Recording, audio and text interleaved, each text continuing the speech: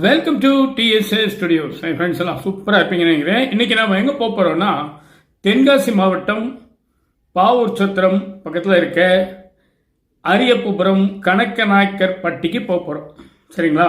ஏன் போகிறோம் வாங்க சொல்கிறேன். அங்கே ஔவையார் அரசு மேல்நிலைப் பள்ளியில் ஒரு சம்பவம் நடந்திருக்கு. இதுக்கு உபயம் யார் அப்படின்னா, இன்றைய தினத்தந்தி கோவை எடிசன் முத்துச்சரம் நன்றிக தினத்தந்தி. அங்கே நந்திதான் ஒரு பொண்ணு, +1 படிக்கிற பொண்ணு. என்ன பண்ணியிருக்கோம் சொல்லுங்க பார்க்கலாம். பெரிய சாதனையாக பண்ணியிருக்கு. கன்னியாகுமரியில் திருவள்ளுவர் சிலை அமைச்சு 25 வருஷம் ஆனதுக்காக விழா நடந்துட்டு இருக்கு. இந்த சமயத்தில் திருவள்ளுவருடைய ஓவியத்தை சாதாரண ஒரு பென்சில்லையே வரைஞ்சிருக்காங்க. அது மட்டும் இல்லை, அந்த 1330 குறள்களையும் எழுதியிருக்காங்க. அந்த எழுத்துலேயே தான் அந்த படம் அமைஞ்சிருக்கு. அந்த படத்துல தான் அந்த எழுத்து அமைஞ்சிருக்கு, ஒன்றுக்குள்ள ஒன்று அப்படிங்கிற மாதிரி. அது இல்லாமல் அந்த 133 அதிகாரங்களையும் அதில் குறிப்பிட்டிருக்காங்களாம். அப்பா, செம சாதனை.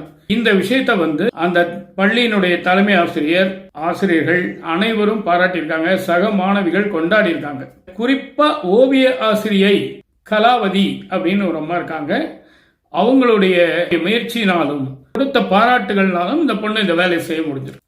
அதனால ஆசிரியர் பெருமக்கள் சாதாரண நினைக்கிறீங்க, ஒரே பாடத்தை தினம் ஒரே மாதிரி சொல்லி கொடுக்குற மாதிரி பார்த்தா தெரியும். அப்படி இல்லை. ஒவ்வொரு மாணவரையும் கூர்ந்து நோக்கி உள்வாங்கி அவங்களுடைய ப்ளஸ் மைனஸ் கண்டுபிடிச்சு யாருக்கு எதில் ஆர்வம் இருக்குன்னு நல்லா தெரிஞ்சுக்கிட்டு அதில் அவங்க வளர்க்குறவங்க தான் நல்ல ஆசிரியர்கள். சரிங்களா?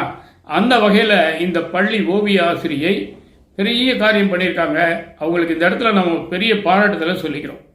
அதுக்கு அடுத்து அந்த பொண்ணை எவ்வளோ பாராட்டினாலும் தகும், சும்மா சொல்லக்கூடாது.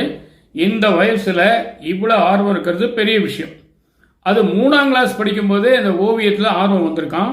அதை மெல்ல அப்படியே வளர்த்து கிட்டத்தட்ட அந்த 7-8 வருஷத்தில் இந்த ஒரு சாதனையை செஞ்சுருக்கு. அவங்க அப்பா பேர் சுடலைக்கனி, அம்மா பேர் சத்யா, தம்பி பேர் அத்ரி சித்தார்த். அப்பா பாவூர் சத்திரத்தில் ஒரு கார் மெக்கானிக்காக இருக்கார். எந்திரங்களோட தான் அவருடைய பேச்சுவார்த்தையெல்லாம் இருக்கும். ஓவியத்தில் எந்த அளவுக்கு ஆர்வம் இருக்குன்னு சொல்ல முடியாது. இந்த பெண் பாருங்க, அந்த மாதிரி குடும்பத்தில் இருந்து மென்மையான நுணுக்கமான கலையில் உயர்ந்த ஓவியத்தில் ஈடுபாடு கொண்டு அதை நன்கு கற்று தேர்ந்து அந்த பள்ளி ஆசிரியை கலாவதியுடைய உதவியுடன் இந்த சாதனை நிகழ்த்தியிருக்குன்னு சொல்லும்போது நிச்சயமா நம்ம பெருமைப்படணும், பாராட்டணும், சந்தோஷப்படணும். சரிங்களா? இந்த அளவுக்கு அந்த குழந்தையோட ஆர்வம் இருக்கு அப்படின்னு சொல்லும்போது நிச்சயமா இன்னும் பல வெற்றிகள் அந்த குழந்தைக்காக காத்துட்டு இருக்குங்கிறதுல எந்த விதமான சந்தேகமும் இல்லை. நான் மாவட்ட அளவில் போட்டிகளில் கலந்துக்கிட்டு பரிசு வாங்கி பள்ளிக்கு பெயர் சேர்க்கணும் அப்படிங்கிறது. இந்த மாதிரி ஒரு +1 படிக்கிற பொண்ணு படிக்கிற காலத்திலேயே தான் படம் வரைஞ்சோம் பெருமை அடைஞ்சோம் அப்படின்னு இல்லாமல் இன்னும் மாவட்ட அளவில் நான் போட்டியில் கலந்துக்கணும், ஜெயிக்கணும், ஜெயிச்சு பள்ளிக்கு, நான் படித்த பள்ளிக்கு, அந்த ஔவையார் அரசு பள்ளிக்கு நிச்சயமாக பேர் வாங்கி கொடுக்கணும் அப்படின்னு சொல்லி அந்த பொண்ணு சொல்லுது.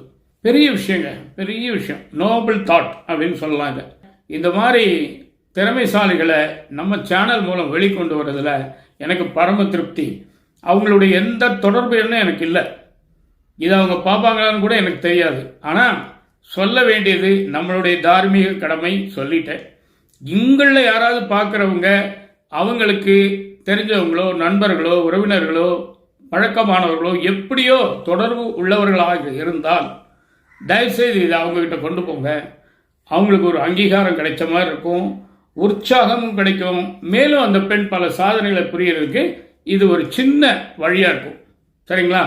நிச்சயமா இந்த விஷயம் உங்களுக்கு பிடிச்சிருக்கும்னு நினைக்கிறேன். உங்கள் கருத்துக்களை எதிர்பார்க்குறேன். மீண்டும் அடுத்த எபிசோடில் சந்திப்போமா? அதுவரை உங்களிடம் விடைபெறுவது உங்கள் அன்பன் டி. சண்முக சுந்தரம், போத்தனூர், கோயம்புத்தூர். நன்றி, வணக்கம்.